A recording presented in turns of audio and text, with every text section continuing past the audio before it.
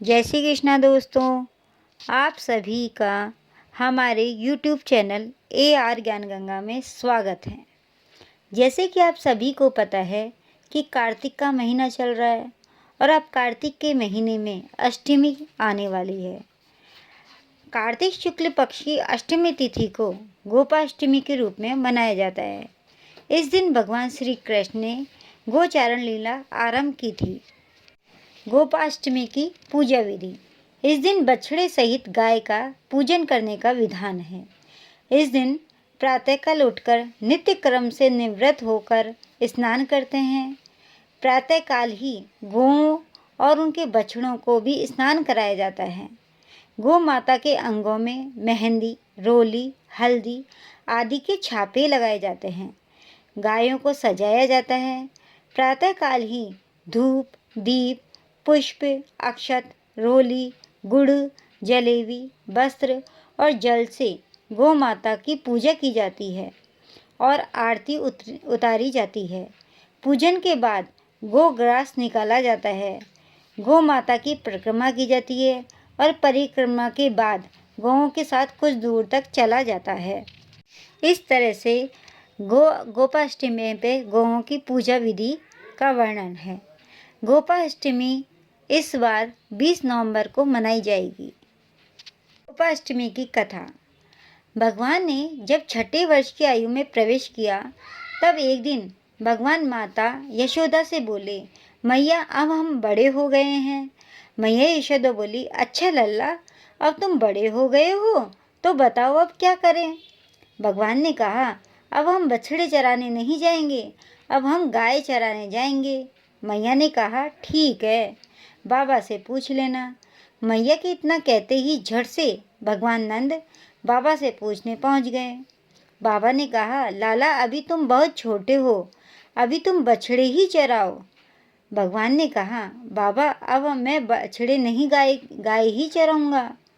जब भगवान नहीं माने तब बाबा बोले, ठीक है लाला, तुम पंडित जी को बुला लाओ, वह गोचारण का मुहूर्त देखकर बता देंगे।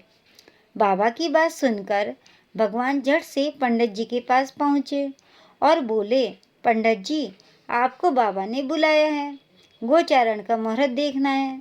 आप आज ही का मुहूर्त बता देना, मैं आपको बहुत सारा माखन दूंगा।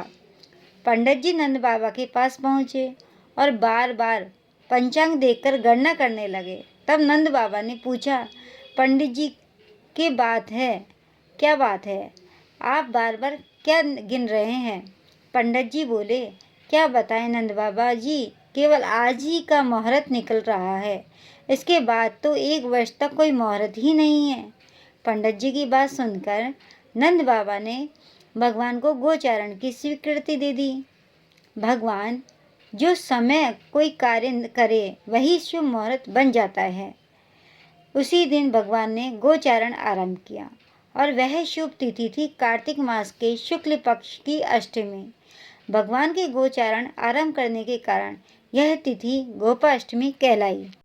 माता यशोदा ने अपने लल्ला के श्रृंगार किया और जैसे ही पैरों में जूतियां पहनाने लगी तो लल्ला ने मना कर दिया और बोले, मैया यदि मेरी गौएं जूतियां नहीं पहनती तो मैं कैसे पहन सकता हूँ। यदि पहना सकती हो तो उन सभी को भी जूतियाँ पहना दो। और भगवान ने जब तक वृंदावन में रहे, भगवान ने कभी पैरों में जूतियाँ नहीं पहनी। आगे आगे गाय और उनके पीछे पीछे बांसुरी बजाते हुए भगवान, उनके पीछे बलराम और श्री कृष्ण के यश का गान करते हुए ग्वाल गोपाल, इस प्रकार से विहार करते हुए भगवान ने उस वन में प्रवेश किया।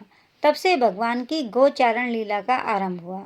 जब भगवान गौएं चराते हुए वृंदावन में जाते तब उनके चरणों से वृंदावन की भूमि अत्यंत पावन हो जाती। वह वन गौओं के लिए हरी भरी घास से युक्त एवं रंग बिरंगे पुष्पों की खान बन गया था। यह थी गोपाष्टमी की कथा कि गोपाष्टमी क्यों मनाई जाती है। अब गोपाष्टमी पर्व का महत्व। हिंदू संस्कृति में गाय का विशेष स्थान है। माँ का दर्जा दिया जाता है, क्योंकि जैसे एक माँ का हृदय कोमल होता है वैसे ही गाय माता का होता है। जैसे एक माँ अपने बच्चों को हर स्थिति में सुख देती है, वैसे ही गाय भी मनुष्य जाति को लाभ प्रदान करती है। गाय का दूध, गाय का घी, दही, छाछ, यहाँ तक कि मूत्र भी मनुष्य जाति के स्वास्थ्य के लिए लाभदायक है। इसे कर्तव्य माना जाता है कि गाय की सुरक्षा एवं पालन किया जाए।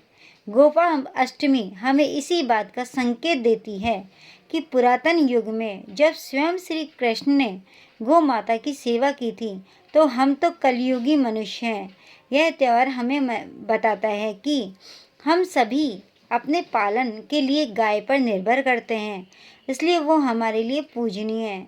सभी जीव जंतु वातावरण को संतुलित रखने के लिए